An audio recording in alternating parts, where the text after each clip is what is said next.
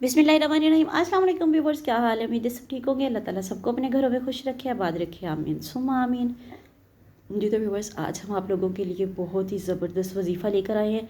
आप लोगों को वीडियो अच्छी लगे तो लाइक एंड शेयर ज़रूर कीजिएगा। चैनल पर नए हैं तो चैनल को सब्सक्राइब करके जाइएगा और साथ में बेल आइकन को ज़रूर प्रेस कीजिएगा ताकि आने वाली वीडियोस का नोटिफिकेशन आप लोगों तक आसानी से पहुंच सके। आप लोगों ने 7 दिन तक अल्लाह ताला का ये प्यारा नाम 313 मरतबा पढ़ना और फिर आपने कमाल देखना है। तो अल्लाह ताला का पाक नाम जो है वो ये है, या वालियू।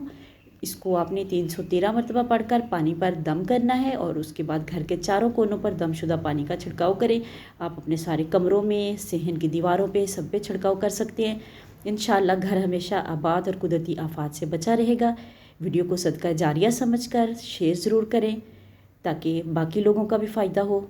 चैनल पर नए हैं तो चैनल को सब्सक्राइब कर दें। मिलते हैं नेक्स्ट वीडियो में, तब तक के लिए अल्लाह हाफिज़।